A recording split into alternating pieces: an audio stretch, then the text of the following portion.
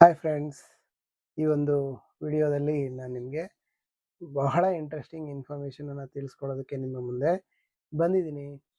So ನೋಡೋಣ, ನಿಮ್ಮ ಕೈಯಲ್ಲಿ ಹಲವಾರು ರೇಖೆಗಳು ಕಾಣ್ತಾ ಇದ್ದಾವೆ. ಯಾವಾಗಾದರೂ ನಿಮ್ಮ ಕೈಯನ್ನು ನೋಡ್ಕೊಂಡಿದ್ದೀರಾ? ಅಂದರೆ ಬೆಳಗ್ಗೆ ಎದ್ದ ತಕ್ಷಣ ನೀವು ನೋಡ್ಕೊತೀರಾ ಕೈಗಳನ್ನು. ಕರಾಗ್ರೆ ವಸತೆ ಲಕ್ಷ್ಮಿ, ಕರಮಧ್ಯೆ ಸರಸ್ವತಿ, ಕರಮೂಲೆ ಸ್ಥಿತೆ ಗೌರಿ, ಪ್ರಭಾತೆ ಕರದರ್ಶನಂ ಅಂತ ಹೇಳ್ಕೊಳ್ತಿರ್ತೀರಾ.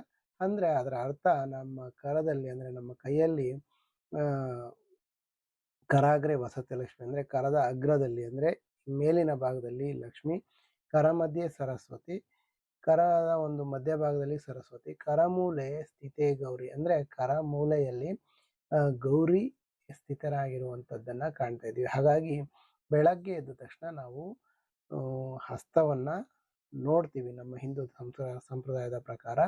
ಹಾಗಾಗಿನೇ ನಮ್ಮ ಹಸ್ತದಲ್ಲಿ ನಮಗೆ ಮುಂದೆ ನಾವು ಹೇಗೆ ನಮ್ಮ ಏನೇನು ಉತ್ತಮವಾದಂಥ ಇದೆ, ನಮ್ಮ ಭವಿಷ್ಯ ಹೇಗಿದೆ ಅಂತ ತಿಳ್ಕೊಳ್ಳೋದಕ್ಕೆ ಸಹ ಅದನ್ನು ಬಳಸ್ತೀವಿ ಅಂತ ಹೇಳ್ಬೋದು. ಸೊ ಹಾಗಾಗಿ ನಾವು ಆ ಒಂದು ವಿಚಾರದ ಬಗ್ಗೆ ಈಗ ತಿಳ್ಕೊತಾ ಹೋಗೋಣ. ಜನ ಪ್ರತಿನಿತ್ಯ ತನ್ನ ಕೈಗಳನ್ನು ನೋಡ್ಕೊತಿದ್ದಾರೆ, ಆದರೆ 90% ಜನಗಳಿಗೆ ಅವರ ಕೈಯಲ್ಲಿರುವಂತಹ ರೇಖೆಗಳು ಹೇಗೆ ಅಥವಾ ಏನು ಹೇಳ್ತಾ ಇದ್ದಾವೆ ಅನ್ನೋದನ್ನ ಗೊತ್ತಾಗಲ್ಲ. ಸೊ ಹಾಗಾಗಿ ಬನ್ನಿ ಫ್ರೆಂಡ್ಸ್, ನನ್ನ ಚಾನಲ್ಗೆ ಮತ್ತೊಮ್ಮೆ ಸ್ವಾಗತ. ಇವತ್ತು ಈ ಒಂದು ವಿಡಿಯೋದಲ್ಲಿ ನಾನು ನಿಮಗೆ ಹಸ್ತರೇಖೆಯಲ್ಲಿ ಇರುವಂತಹ ಮುಖ್ಯವಾದಂಥ ವಿಚಾರಗಳು ಏನೇನು, ಹಸ್ತರೇಖಾಶಾಸ್ತ್ರದಲ್ಲಿ ಯಾವ್ಯಾವ ರೇಖೆಗಳಿರ್ತವೆ, ಯಾವ್ಯಾವ ಅಂಶಗಳಿರ್ತವೆ, ಯಾವ್ಯಾವ ಚಿಹ್ನೆಗಳಿರ್ತವೆ, ಅದರಿಂದ ನಮಗೆ ಏನು ಉತ್ತಮವಾದಂಥ ಪರಿಣಾಮಗಳು, ಉತ್ತಮವಾದಂಥ ಇದು ಸಿಗುತ್ತೆ ಅಂತ ಹೇಳ್ಬಿಟ್ಟು ನೋಡ್ತಾ ಹೋಗೋಣ ಫ್ರೆಂಡ್ಸ್. ಹಸ್ತರೇಖಾಶಾಸ್ತ್ರದ ಪ್ರಕಾರ ಹಸ್ತರೇಖಾಶಾಸ್ತ್ರ ಅನ್ನೋದು ಒಂದು ಪ್ರಾಚೀನ ವಿಜ್ಞಾನ ಆಗಿರುತ್ತೆ. ಅಂದರೆ ಸುಮಾರು ಲಕ್ಷಾಂತರ ವರ್ಷಗಳ ಹಿಂದಿನಿಂದನೂ ನಮ್ಮ ಒಂದು ದೇಶದಲ್ಲಿ ನಿಮ್ಮ ಎಡಗೈ ಒಂದು ನಿಮ್ಮ ಜನ್ಮದತ್ತವಾದಂಥ ಒಂದು ಗುಣಗಳನ್ನು ತಿಳಿಸಿದ್ರೆ, ನಿಮ್ಮ ಬಲಗೈ ಏನು ಮಾಡುತ್ತೆ ಅಂದರೆ ನೀವು ಈಗ ಅಟ್ ಪ್ರೆಸೆಂಟ್ ಹೇಗೆ ನಿಮ್ಮ ಒಂದು ಜೀವನ ನಡೀತಾ ಇದೆ, ನಿಮ್ಮ ಸ್ಥಿತಿಗತಿಗಳೇನು ಅನ್ನೋದ್ರ ಬಗ್ಗೆ ತಿಳಿಸ್ಕೊಡುತ್ತೆ ಅಂತ ಹೇಳ್ಬೋದು ಫ್ರೆಂಡ್ಸ್. ಸೊ ಮತ್ತೆ ನಿಮ್ಮ ಅಂಗೈಯಲ್ಲಿ ಯಾವ್ಯಾವ ರೇಖೆಗಳು ಏನೇನು ಹೇಳುತ್ತೆ ಅಂತ ತಿಳ್ಕೊಳ್ಳೋಣ. ಮೊದಲನೇದಾಗಿ ನನ್ನ ಒಂದು ಈ ವಿಡಿಯೋದಲ್ಲಿ ನಾನು ಈ ಒಂದು ನನ್ನ ಚಾನಲಲ್ಲಿ ಮೇಲ್ಭಾಗದಲ್ಲಿ ಒಂದು ವಿಡಿಯೋ ಸಹ ಹಾಕ್ತಾ ಇದ್ದೀನಿ, ಅದನ್ನು ನೋಡ್ಕೊಳ್ಳಿ. ನಾನು ಹೇಳ್ತಾ ಇರಬೇಕಾದ್ರೆ ಅದನ್ನು ಗಮನಿಸಿ ಅಂತ ಹೇಳ್ತಾ, ಮೊದಲನೇದಾಗಿ ಅಂಗೈಯಲ್ಲಿ 3 ಮುಖ್ಯ ರೀತಿಯಾದಂಥ ರೇಖೆಗಳು ಇರ್ತವೆ. ಮೊದಲನೇದಾಗಿ ಜೀವನ ರೇಖೆ, ಇನ್ನೊಂದು ಮಸ್ತಿಷ್ಕ ರೇಖೆ ಮತ್ತು ಹೃದಯ ರೇಖೆ ಅಂತ. ಈ 3 ನಮ್ಮ ಪ್ರತಿಯೊಬ್ಬರ ಕೈಯಲ್ಲೂ ಇರುತ್ತೆ. ಅದರಲ್ಲೂ ಈ ಒಂದು ಜೀವನ ರೇಖೆ ಮಾತ್ರ ಪ್ರತಿಯೊಬ್ಬರ ಕೈಯಲ್ಲೂ ಇರುತ್ತೆ.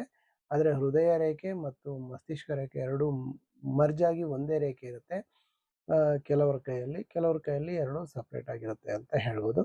ಅದರ ಉದ್ದ ಮತ್ತು ಅಗಲ ಮತ್ತು ಲೆಂತ್, ಅದರ ಒಂದು ಉತ್ಕೃಷ್ಟತೆ, ಇವುಗಳ ಮೇಲೆ ನಾವು ಭವಿಷ್ಯವನ್ನು ನಿರ್ಧಾರ ಮಾಡ್ತೀವಿ ಅಂತ ಹೇಳ್ಬೋದು ಫ್ರೆಂಡ್ಸ್. ಹಾಗಾಗಿ ನಮ್ಮ ಕೈಯಲ್ಲಿ ಯಾವ ಯಾವ ರೇಖೆಗಳು ಯಾವ ಯಾವ ಒಂದು ವಿಧಾನದಲ್ಲಿ ನಮಗೆ ತಿಳಿಸ್ಕೊಡ್ತವೆ ಅನ್ನೋದನ್ನ ನಾನು ನಿಮಗೆ ಒಂದೊಂದಾಗಿ ತಿಳಿಸ್ಕೊಡ್ತಾ ಹೋಗ್ತೀನಿ. ಅದರಲ್ಲಿ ಮುಖ್ಯವಾಗಿ ಹೃದಯ ರೇಖೆ. ಸೊ ಹೃದಯ ರೇಖೆ ಏನು ಮಾಡುತ್ತಪ್ಪ ಅಂದ್ರೆ, ಹೃದಯ ರೇಖೆ ಅಂದರೆ ನಮ್ಮ ಅಂಗೈಯಲ್ಲಿ ಅತ್ಯಂತ ಮೇಲ್ಭಾಗದಲ್ಲಿರುವಂತಹ ರೇಖೆ ಅಂತ ಹೇಳ್ಬೋದು. ಅಂದರೆ ನಮ್ಮ ಬೆರಳುಗಳ ಕೆಳಭಾಗದಲ್ಲಿ ಅಡ್ಡನೆ ಇರುವಂತಹ ರೇಖೆ, ಇದನ್ನ ನಾವು ಹೃದಯ ರೇಖೆ ಅಂತ ಕರಿತೀವಿ. ಹೃದಯ ರೇಖೆ ತುಂಬಾ ಸೊಗಸಾಗಿ ತುಂಬಾ ಚೆನ್ನಾಗಿದ್ದಾಗ ವ್ಯಕ್ತಿ ಭಾವನಾತ್ಮಕವಾಗಿ ಬಹಳ ಉತ್ತಮ ರೀತಿಯಲ್ಲಿ ಇರ್ತಾನೆ ಅಂತ ಹೇಳ್ಬೋದು. ಅಂದರೆ ಸಿಂಗಲ್ ಲೈನ್ ಇರಬೇಕು, ಮತ್ತೆ ಅದು ಯಾವುದೇ ಒಂದು ಇರ್ರೆಗ್ಯುಲಾರಿಟೀಸ್ ಇರಬಾರ್ದು. ಅಂದರೆ ನಿಮ್ಗೆ ಗೊತ್ತಿದೆ, ಅದರಲ್ಲಿ ದ್ವೀಪದ ಚಿಹ್ನೆ ಇರ್ಬೋದು, ಎಸ್ ದ್ವೀಪದ ಚಿಹ್ನೆ ಇರ್ಬೋದು, ಹಾಗೂ ಏನಿರುತ್ತೆ ದ್ವೀಪದ ಚಿಹ್ನೆ ಇರ್ಬೋದು, ಅಥವಾ ಒಂದು ಫೋರ್ಕ್ ಚಿಹ್ನೆ ಇರ್ಬೋದು, ಅಥವಾ ಇಂಟು ಮಾರ್ಕ್ ಇರ್ಬೋದು, ಅಥವಾ ಆ ರೇಖೆಯ ಮೇಲೆ ಅಡ್ಡಲಾದಂಥ ಗೆರೆಗಳು ಹೋಗಿರ್ಬೋದು. ಈ ರೀತಿ ರೇಖೆಗಳಿಲ್ಲದೆ ಬಹಳ ಸ್ಪಷ್ಟವಾದ ರೇಖೆಗಳಿದ್ರೆ ವ್ಯಕ್ತಿ ಬಹಳ ಉತ್ತಮ ರೀತಿಯಲ್ಲಿ ಅವನ ನಾಲೆಡ್ಜು ಚೆನ್ನಾಗಿರುತ್ತೆ ಅಂತ ಹೇಳ್ಬೋದು. ಅಂದರೆ ಅದರ ಅರ್ಥ ವ್ಯಕ್ತಿ ಒಂದು ಪರಿಸರಕ್ಕೆ ಉತ್ತಮವಾಗಿ ಹೊಂದ್ಕೋತಾರೆ. ಹಾಗೆ ಪರಿಸರವನ್ನ ತುಂಬ ಉತ್ತಮ ರೀತಿನಲ್ಲಿ ಆತ ಒಂದು ಅಂದರೆ ತನ್ನ ಬಂಧುಗಳೊಂದಿಗೆ, ತನ್ನ ಸಂಬಂಧಿಕರೊಂದಿಗೆ, ತನ್ನ ಕಿರಿಯರೊಂದಿಗೆ ತುಂಬ ಉತ್ತಮ ರೀತಿಯಲ್ಲಿ ಹೊಂದ್ಕೊಂಡು ಬಾಳಲ್ಲಿ ಉತ್ತಮವಾದಂಥ ಅದ್ಭುತವಾದಂಥ ಯಶಸ್ಸನ್ನು ಕಾಣ್ತಾರೆ ಅಂತ ಹೇಳ್ಬೋದು. ಇದು ಅತ್ಯಂತ ಇಂಪಾರ್ಟೆಂಟ್ ಆದ ವಿಚಾರ. ಸೊ ಹೀಗೆ ಹೃದಯ ರೇಖೆ ಈಗ ತುಂಬ ಶಾರ್ಟ್ ಆಗಿ ಅದು ಎಲ್ಲಿ ಸ್ಟಾಪ್ ಆಗಿರುತ್ತೆ ಅನ್ನೋದನ್ನ ನೀವು ತುಂಬ ಚೆನ್ನಾಗಿ ತಿಳ್ಕೋಬೇಕು. ಎಲ್ಲಿ ಸ್ಟಾಪ್ ಆಗಿರುತ್ತೆ, ಟೇಕ್ ಫಾರ್ ಎಕ್ಸಾಂಪಲ್ ಹೃದಯ ರೇಖೆ ನಮ್ಮ ಒಂದು ಶನಿ ಪರ್ವತದ ಕೆಳಗೆ ನಿಂತಿರುತ್ತೆ ಅಂತ ಇಟ್ಕೊಳ್ಳಿ. ನಿಮಗೆಲ್ಲ ಹಸ್ತರೇಖಾಶಾಸ್ತ್ರದ ಬಗ್ಗೆ ತುಂಬ ಗೊತ್ತಿರುತ್ತೆ. ಶನಿ ಪರ್ವತ ಯಾವುದು ಅಂತಲೂ ಗೊತ್ತಿರುತ್ತೆ. ಆ ರೇಖೆ ಶನಿ ಪರ್ವತದ ಕೆಳಗೆ ನಿಂತಿದ್ರೆ ಏನು ಪರಿಣಾಮ ಅಂತ ತಿಳ್ಕೊಬೇಕಾದ್ರೆ ನಿಮ್ಗೆ ಗೊತ್ತಾಗ್ಲಿಲ್ಲ ಅಂದರೆ ಇಲ್ಲಿ ಒಂದು ಇಮೇಜ್ ಹಾಕಿದ್ದೀನಿ, ಅದನ್ನ ನೋಡ್ಕೊಳ್ಳಿ ಅಂತ ಹೇಳ್ಬೋದು.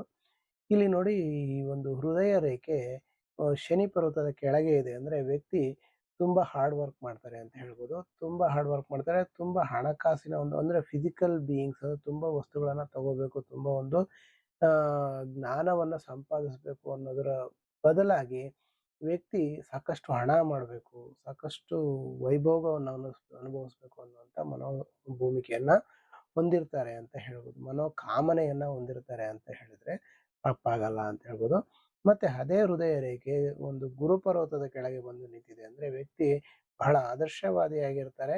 ಅವರು ಏನೇ ಮಾಡಲಿ ತುಂಬಾ ಅಭೂತಪೂರ್ವವಾದಂತ ಎಸ್ ಅಭೂತಪೂರ್ವವಾದಂತ ಒಂದು ಯಶಸ್ಸನ್ನ ತಂದು ಕೊಡುವಲ್ಲಿ ಅದ್ಭುತವಾದಂತ ಒಂದು ಪಾತ್ರ ವಹಿಸುತ್ತೆ. ಯಾವುದಂದ್ರೆ ಗುರು ಪರ್ವತದಲ್ಲಿ, ಅಂದ್ರೆ ಗುರು ಪರ್ವತಕ್ಕೆ ಹೃದಯ ರೇಖೆ ಬಂದು ನಿಂತಿದ್ದಾಗ ವ್ಯಕ್ತಿ ತುಂಬಾ ದೊಡ್ಡ ದೊಡ್ಡ ಆಲೋಚನೆಗಳನ್ನ ಲೈಫಲ್ಲಿ ಹೊಂದಿರ್ತಾರೆ ಅಂತ ಹೇಳ್ಬೋದು. S friends, don't feel boring. ನಿಮ್ಗೆ ಯಾವುದೇ ಸಂದರ್ಭದಲ್ಲಿ ನಿಮ್ಗೆ ಏನಾದರೂ ಡೌಟ್ ಇದೆ ಅಂದರೆ ನನ್ನ ಕಮೆಂಟ್ ಸೆಷನಲ್ಲಿ ಕಮೆಂಟ್ ಮಾಡಿ, ನಾನು ನಿಮಗೆ ಸರಿಯಾದಂತಹ ಉತ್ತರವನ್ನು ನಾನು ಮತ್ತೆ ರಿಪ್ಲೈ ಮಾಡ್ತೀನಿ ಅಂತ ಹೇಳ್ಬೋದು. ಹಾಗೆ ವಿಡಿಯೋ ತುಂಬ ಒಂದು ಸ್ವಲ್ಪ ಉದ್ದವಾಗಿರುತ್ತೆ, ಸೊ ವಿಡಿಯೋವನ್ನು ಕೊನೆವರೆಗೂ ನೋಡಿ. ಯಾಕಂದರೆ ಈ ಒಂದು ವಿಡಿಯೋದಲ್ಲಿ ನಾನು ನಿಮಗೆ ಸಂಪೂರ್ಣವಾದಂಥ ಇನ್ಫಾರ್ಮೇಷನನ್ನು ತಿಳಿಸ್ಕೊಡ್ತೀನಿ ಅಂತ ಹೇಳ್ಬೋದು. ಸೊ ನೆಕ್ಸ್ಟು ಹೃದಯ ರೇಖೆ ವಿಚಾರ ಆದರೆ ನೆಕ್ಸ್ಟ್ ಮಸ್ತಿಷ್ಕ ರೇಖೆ.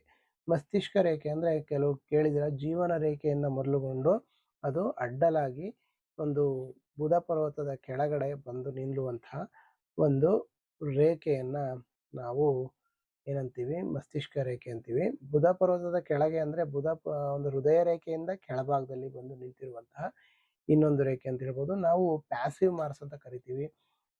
ಆ ಒಂದು ಪ್ಯಾಸಿವ್ ಮಾರ್ಸ್ ಪ್ಲೇಸ್ ಬಂದು ನಿಂತ್ಕೊಳ್ಳೋದನ್ನ ನಾವು ಏನಂತೀವಿ, ಎಸ್ ಮಸ್ತಿಷ್ಕ ರೇಖೆ ಅಂತೀವಿ. ಮಸ್ತಿಷ್ಕ ರೇಖೆ ನಮ್ಮ ಒಂದು ಯೋಚನಾ ಲಹರಿಯನ್ನ ತಿಳಿಸ್ಕೊಡುತ್ತೆ. ತುಂಬಾ ಉತ್ತಮ ರೀತಿಯಲ್ಲಿ ಯೋಚನೆ ಮಾಡ್ತಾ ಇದ್ದಾರಾ ಇಲ್ವಾ ಅಂತ. ಅಂದ್ರೆ ಈ ಒಂದು ರೇಖೆ ಬಹಳ ಸ್ಪಷ್ಟವಾಗಿ ಯಾವುದೇ ಕವಲುಗಳಿಲ್ಲದೆ, ಯಾವುದೇ ಅಡ್ಡರೇಖೆಗಳಿಲ್ಲದೆ, ಯಾವುದೇ ದ್ವೀಪ ಚಿಹ್ನೆ ಇಲ್ಲದೆ ಬಹಳ ಸೊಗಸಾಗಿರುವಂತಹ ಒಂದು ಉದ್ದವಾಗಿರುವಂತಹ ಒಂದು ಡೀಪ್ ಅಂದ್ರೆ ಉದ್ದ ಮತ್ತು ಒಂದು ಉತ್ತಮ ಆಳವನ್ನು ಹೊಂದಿರುವಂತಹ ಈ ರೇಖೆ ಬಹಳ ಉತ್ತಮವಾದಂತಹ ಬುದ್ಧಿಶಕ್ತಿಯನ್ನ ವ್ಯಕ್ತಿಗೆ ತಂದು ಕೊಡುತ್ತೆ ಅಂತ ಹೇಳ್ಬೋದು. ಇದು ಮುಖ್ಯವಾದಂತಹ ವಿಚಾರ. ಈ ಒಂದು ಮಸ್ತಿಷ್ಕ ರೇಖೆನಲ್ಲಿ ತುಂಬಾ ಅಡ್ಡ ರೇಖೆಗಳಿದ್ದಾಗ, ತುಂಬಾ ಒಂದು ಒಂದು ಸೈಲೆಂಟ್ ಸಿಂಬಲ್ ಇದ್ದಾಗ, ದ್ವೀಪದ ಚಿಹ್ನೆ ಇದ್ದಾಗ ತುಂಬಾ ಸಮಸ್ಯೆಗಳನ್ನ ಇವರು ಅನುಭವಿಸ್ಬೇಕಾಗುತ್ತೆ ಅಂತ ಹೇಳ್ಬೋದು ಫ್ರೆಂಡ್ಸ್. ಹಾಗಾಗಿ ಒಂದು ಮಸ್ತಿಷ್ಕ ರೇಖೆಯನ್ನ ನೀವು ಹೇಗಿದೆ ಅಂತ ನೋಡ್ಕೊಳ್ಳಿ. ನೆಕ್ಸ್ಟ್ ಜೀವನ ರೇಖೆ. ಜೀವನ ರೇಖೆ ಅಂದ್ರೆ ನೋಡಿ, ನಮ್ಮ ಹೆಬ್ಬೆರಳಿನಿಂದ ಅರ್ಧ ಚಂದ್ರಾಕೃತಿನಲ್ಲಿ ಬಂದು ಸೇರುವಂತಹ ಒಂದು ರೇಖೆಯನ್ನ ನಾವು ಜೀವನ ರೇಖೆ ಅಂತ ಕರಿತೀವಿ. ಇದು ತುಂಬಾ ಸೊಗಸಾಗಿ, ತುಂಬಾ ಸುಲಲಿತವಾಗಿದೆ ಅಂತ ಇಟ್ಕೊಳ್ಳಿ. ತುಂಬಾ ಕರೆಕ್ಟಾಗಿ ಅರ್ಧ ಚಂದ್ರಾಕೃತಿಯಿಂದ ಇರುತ್ತೆ ಅಂತ ತಿಳ್ಕೊಳ್ಳಿ. ಜೀವನ ಅದ್ಭುತವಾದಂತಹ ಯಶಸ್ಸನ್ನ ಹೊಂದಿರುತ್ತೆ. ಕೆಲವು ಸಂದರ್ಭದಲ್ಲಿ ಜೀವನ ರೇಖೆಯ ಮೇಲೆ ಅಡ್ಡಾದಂತ ಗೆರೆಗಳು ಬಂದು ಸೇರ್ತಾ ಇರ್ತವೆ. ಇದು ತುಂಬಾ ಒಂದು ಸ್ಟ್ರೆಸ್ ಅನ್ನ ಕ್ರಿಯೇಟ್ ಮಾಡುತ್ತೆ. ವ್ಯಕ್ತಿ ಜೀವನದಲ್ಲಿ ಬಹಳಷ್ಟು ಸಮಸ್ಯೆಗಳನ್ನ ಕ್ರಿಯೇಟ್ ಮಾಡುತ್ತೆ. ಅಂದ್ರೆ ಆರ್ಥಿಕವಾಗಿರ್ಬೋದು, ದೈಹಿಕವಾಗಿರ್ಬೋದು ಅಥವಾ ಸಾಮಾಜಿಕವಾಗಿರ್ಬೋದು, ಬಹಳಷ್ಟು ಸಮಸ್ಯೆಗಳನ್ನ ತಂದು ಒಡ್ಡುತ್ತೆ. ಆ ಒಂದು ಸಂದರ್ಭದಲ್ಲಿ ವ್ಯಕ್ತಿ ಸ್ಥಿರವಾಗಿರ್ಬೇಕಾಗುತ್ತೆ. ವ್ಯಕ್ತಿ ತುಂಬಾ ಸ್ಥಿರವಾಗಿದ್ದಷ್ಟು ವ್ಯಕ್ತಿ ಬಹಳಷ್ಟು ಅದ್ಭುತ ಯಶಸ್ಸನ್ನ ಗಳಿಸ್ತಾನೆ ಅಂತ ಹೇಳ್ಬೋದು. ಆ ಒಂದು ಅಂದ್ರೆ ಟೆಸ್ಟಿಂಗ್ ಪೀರಿಯಡ್, ಆ ಟೈಮಲ್ಲಿ ಬಹಳಷ್ಟು ಒಂದು ಶಿಸ್ತಿನಿಂದ ಕೂಡಿದಂತ ವ್ಯಕ್ತಿತ್ವ ಒಂದು ಆಗಿರ್ಬೇಕಾಗತ್ತೆ ಅಂತ ಹೇಳ್ಬೋದು. ನೆಕ್ಸ್ಟ್ ನಿಮ್ಗೆ ಇನ್ನೂ ಮುಖ್ಯವಾಗಿ ಮುಂದೆ ಒಂದು ಇಂಟ್ರೆಸ್ಟಿಂಗ್ ಆದಂತ ವಿಚಾರವನ್ನ ನಾನು ನಿಮ್ಗೆ ತಿಳಿಸ್ಕೊಡ್ತಾ ಇದ್ದೀನಿ. ಅದೇನಪ್ಪಾ ಅಂದ್ರೆ ಹಣ. ಎಸ್, ಹಣ ಯಾರಿಗ್ ಬೇಡ ಹೇಳಿ, ಎಲ್ಲಾರ್ಗೂ ಬೇಕು. ಹಾಗಾಗಿ ಹಣವನ್ನ ಒಂದು ಕೊಡುವಂತ ಚಿಹ್ನೆಗಳೇನಂದ್ರೆ ಭಾಗ್ಯರೇಖೆ. ಭಾಗ್ಯರೇಖೆ ಅಂದ್ರೆ ನಮ್ಮ ಒಂದು ಹಸ್ತದಲ್ಲಿ ಒಂದು ಮಣಿಕಟ್ಟಿನಿಂದ ನೇರವಾಗಿ ಶನಿ ಪರ್ವತದ ಕಡೆ ಬರುವಂತ ರೇಖೆಯನ್ನು ನಾವು ಭಾಗ್ಯರೇಖೆ ಅಂತೀವಿ. ಯಾರಿಗೆ ಭಾಗ್ಯರೇಖೆ ತುಂಬಾ ಸ್ಪಷ್ಟವಾಗಿ ಉದ್ದವಾಗಿ ಶನಿ ಪರ್ವತದವರೆಗೆ ರೀಚ್ ಆಗಿರುತ್ತೆ, ಅವರು ತುಂಬಾ ಭಾಗ್ಯಶಾಲಿಗಳು ಅಂತಾನೂ ಹೇಳ್ತೀವಿ. ಎಷ್ಟೋ ಸಾರಿ ಈ ಒಂದು ರೇಖೆ ತುಂಬಾ ಇದ್ರೂ ಸಹ ಅವರು ಭಾಗ್ಯವಂತರಾಗಿರೋದಿಲ್ಲ. ಯಾಕಪ್ಪ ಅಂದ್ರೆ ಆ ರೇಖೆ ತುಂಬಾ ದಪ್ಪನಾಗಿರುವಂಥದ್ದು ಅಥವಾ ತುಂಬಾ ಕಪ್ಪಾಗಿರುವಂಥದ್ದು ಅಥವಾ ರೇಖೆಯ ಮೇಲೆ ತುಂಬಾ ಅಡ್ಡಲಾದ ಗೆರೆ ಇರುವಂಥದ್ದು, ಆ ರೇಖೆಯ ಮೇಲೆ ಕಪ್ಪು ಚುಕ್ಕೆ ಇರುವಂಥದ್ದು, ರೇಖೆಯ ಮೇಲೆ ಕೆಲವಾರು ದ್ವೀಪದ ಚಿಹ್ನೆ ಇರುವಂಥದ್ದು. ಈ ಎಲ್ಲ ಚಿಹ್ನೆಗಳೇನಾದ್ರೂ ಇದ್ದಾಗ ಆ ವ್ಯಕ್ತಿ ತುಂಬಾ ಸ್ಟ್ರಗಲ್ ಮಾಡ್ತಾರೆ ಅಂತ ಹೇಳ್ಬೋದು. ಈ ಚಿಹ್ನೆಗಳು ಯಾವುದು ಇರ್ಲಿಲ್ಲ ಅಂದ್ರೆ ಏನಾಗುತ್ತೆ ಅಂದ್ರೆ ವ್ಯಕ್ತಿ ತುಂಬಾ ಅದ್ಭುತವಾದಂತ ಒಂದು ಯಶಸ್ಸನ್ನ ಹಣಕಾಸಿನ ವಿಚಾರದಲ್ಲಿ ಗಳಿಸ್ತಾನೆ ಅಂತ ಹೇಳ್ಬೋದು. ಅದರಲ್ಲೂ ಮೇಲ್ಮುಖವಾದಂಥ ಕವಲುಗಳು ಎಲ್ಲಿ ಉಳಿದಿರುತ್ತೆ ಅಲ್ಲಿ ತುಂಬಾ ದ್ವಿಗುಣ ಹಾಗೂ ತ್ರಿಗುಣವಾದಂತಹ ಹಣವನ್ನ ಹೊಂದುತ್ತಾರೆ ಅಂತ ಹೇಳ್ಬೋದು. ಇದು ಶನಿ ಪರ್ವತದ ಕೆಳಗೆ ಹೋಗಿ ನಿಂತಿರೋದ್ರಿಂದ ಇವರು ಹಾರ್ಡ್ ವರ್ಕ್ ಮಾಡಿ ಹಣವನ್ನ ಗಳಿಸ್ತಾರೆ ಅಂತ ಹೇಳ್ಬೋದು. ಈ ಒಂದು ಭಾಗ್ಯ ರೇಖೆ ಶನಿ ಪರ್ವತವನ್ನ ತಲುಪಿರ್ಬೇಕು. ಬಟ್ ಪೂರ್ತಿ ಶನಿ ಪರ್ವತವನ್ನ ರೀಚ್ ಆಗಿದ್ರೆ ಏನಾಗುತ್ತೆ, ಇವ್ರ ಲೈಫ್ ಲಾಂಗ್ ಹಾರ್ಡ್ ವರ್ಕ್ ಅನ್ನ ಮಾಡ್ತಾ ಜೀವನವನ್ನ ಸಾಗಿಸ್ಬೇಕಾಗಿ ಬರ್ಬೋದು ಅಂತ ಹೇಳ್ಬೋದು. ಮತ್ತೆ ಈ ಉಂಗುರ ಬೆರಳ ಕೆಳಭಾಗದಲ್ಲಿರುವಂತಹ ಒಂದು ರೇಖೆಯನ್ನ ನಾವೇನಂತೀವಿ, ಸೂರ್ಯ ರೇಖೆ ಅಂತ ಕರಿತೀವಿ. ಅದನ್ನ ನಾವು ಕೀರ್ತಿ ಹಾಗೂ ಯಶಸ್ಸನ್ನ ಈ ಒಂದು ರೇಖೆಯ ಮೂಲಕ, ಇಲ್ಲಿ ರೇಖೆ ಸ್ಪಷ್ಟವಾಗಿದ್ದ ವ್ಯಕ್ತಿ ಒಂದು ಉತ್ತಮವಾದಂತ ಒಂದು ಅಂದ್ರೆ ಅತ್ಯುತ್ತಮವಾದಂತ ಯಶಸ್ಸನ್ನ ಗಳಿಸ್ತಾರೆ. ಹಾಗೂ ಆ ಯಶಸ್ಸಿನ ಒಂದು ಬಲದಿಂದ ಹಣವನ್ನು ಸಹ ಗಳಿಸ್ತಾರೆ ಅಂತ ಹೇಳ್ಬೋದು. ಸೊ ಹಾಗಾಗಿ ಈ ಒಂದು ಸೂರ್ಯ ರೇಖೆ ಬಹಳ ಉತ್ತಮ. ಇಲ್ಲಿ ಏನಾದರೂ ಟ್ರಯಾಂಗಲ್ ಇದೆ ಅಥವಾ ಸ್ಟಾರ್ ಇದೆ ಅಥವಾ ರೆಕ್ಟಾಂಗಲ್ ಇದೆ ಅಂತ ಇಟ್ಕೊಳ್ಳಿ, ಹಣ ಇನ್ನೂ ದುಪ್ಪಟ್ಟಾಗಿ ಬರುವಂತ ಸಾಧ್ಯತೆಗಳು ಇರುತ್ತೆ ಅಂತ ಹೇಳ್ಬೋದು. ಇವ್ರಿಗೆ ಸ್ಕ್ವೇರ್ ಮಾರ್ಕ್ ಅಂದ್ರೆ ಒಂದು ಚೌಕದ ಅಥವಾ ಆಯತಾಕಾರದ ಚಿಹ್ನೆಗಳೇನಾದ್ರೂ ಇದೆ, ಇವ್ರಿಗೆ ಅಂತಾರಾಷ್ಟ್ರೀಯ ಮಟ್ಟದಿಂದ ಖ್ಯಾತಿಯನ್ನ ಬರುವಂಥದ್ದು, ಅಂತಾರಾಷ್ಟ್ರೀಯ ಮಟ್ಟದಿಂದ ಹಣವನ್ನು ಸಹ ಬರುವಂತ ಸಾಧ್ಯತೆಗಳು ಇದೆ ಅಂತ ಹೇಳ್ಬೋದು ಫ್ರೆಂಡ್ಸ್. ಹಾಗೆ ಬುಧ ಪರ್ವನು ಸಹ ಹಣಕಾಸಿನ ವಿಚಾರದಲ್ಲಿ ತುಂಬಾ ಉತ್ತಮವಾದಂತ ಒಂದು ಪರಿಣಾಮವನ್ನು ಎದುರಿಸ್ತದೆ. ಯಾಕಂದ್ರೆ ಯಾರೇ ವ್ಯಕ್ತಿ ಬುದ್ಧಿವಂತಿಕೆಯಿಂದ ಮಾಡಿದ ಎಲ್ಲಾ ಕೆಲಸಗಳಲ್ಲೂ ಜಯ ಗಳಿಸ್ತಾನೆ. ಅಂದ್ರೆ ಬುದ್ಧಿವಂತಿಕೆ ಇರೋದು ಮುಖ್ಯವಾಗುತ್ತೆ. ಅಂದ್ರೆ ಕಿರುಬೆರಳಿನ ಕೆಳಭಾಗದಲ್ಲಿ ತುಂಬಾ ತಗ್ಗಾಗಿರುವಂತಹ ಭಾಗ ಇದ್ರೆ ವ್ಯಕ್ತಿ ಅಷ್ಟೊಂದು ಅವರ ಕಮ್ಯುನಿಕೇಶನ್ ಸ್ಕಿಲ್ ಅಷ್ಟು ಚೆನ್ನಾಗಿರೋದಿಲ್ಲ ಅಂತ ಹೇಳ್ಬೋದು. ಹಾಗಾಗಿ ಉತ್ತಮ ರೀತಿಯಲ್ಲಿ ಉಬ್ಬಾಗಿದ್ದು ಅದರ ಮೇಲ್ಗಡೆ ತುಂಬಾ ಉದ್ದವಾದಂತ ಲೈನ್ಗಳಿದ್ದಾಗ ವ್ಯಕ್ತಿ ತುಂಬಾ ಅದ್ಭುತ ಯಶಸ್ಸನ್ನ ಗಳಿಸ್ತಾರೆ. ಅದರಲ್ಲೂ ಮುಖ್ಯವಾಗಿ ವ್ಯಾಪಾರದಲ್ಲಿ ಅತ್ಯುತ್ತಮ ಯಶಸ್ಸನ್ನ ಗಳಿಸಿ ಜೀವನದಲ್ಲಿ ಉತ್ತಮವಾದಂತ ಒಂದು ಒಂದು ಉನ್ನತ ಮಟ್ಟಕ್ಕೆ ತರ್ತಾನೆ ಅಂತ ಹೇಳ್ತಾ ಈ ಒಂದು ವಿಡಿಯೋ ನಿಮ್ಮೆಲ್ಲರಿಗೂ ಬಹಳಷ್ಟು ಇಷ್ಟ ಆಗಿರುತ್ತೆ ಅಂತ ಭಾವಿಸ್ತೀನಿ.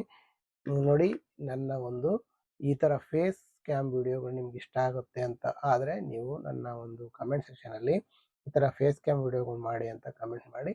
ಇಲ್ಲ ಅಂದ್ರೆ ಇಲ್ಲ ಪರವಾಗಿಲ್ಲ, ಸ್ಕ್ರೀನ್ ರೆಕಾರ್ಡಿಂಗ್ ವಿಡಿಯೋನೇ ಮಾಡಿ ಅಂತ ಅಂದ್ರೂ ಸಹ ಪರವಾಗಿಲ್ಲ, ನೀವು ಒಂದು ಕಮೆಂಟ್ ಸೆಕ್ಷನ್ ಅಲ್ಲಿ ಕಮೆಂಟ್ ಮಾಡಿ ಅಂತ ಹೇಳ್ತಾ ಈ ವಿಡಿಯೋನ ಇಲ್ಲಿಗೆ ಮುಗಿಸ್ತಾ ಇದ್ದೀನಿ ಫ್ರೆಂಡ್ಸ್. ವಿಡಿಯೋ ನಿಮ್ಮೆಲ್ಲರಿಗೂ ಇಷ್ಟ ಆಗಿರುತ್ತೆ ಅಂತ ಭಾವಿಸ್ತೀನಿ. ಇಷ್ಟ ಆಗಿರೋ ದಯವಿಟ್ಟು ಲೈಕ್ ಮಾಡಿ, ಕಮೆಂಟ್ ಮಾಡಿ ಹಾಗೂ ಶೇರ್ ಮಾಡಿ. ವಿಡಿಯೋವನ್ನು ಕೊನೆವರೆಗೂ ನೋಡಿದ್ದಕ್ಕಾಗಿ ಧನ್ಯವಾದಗಳು. Thank you.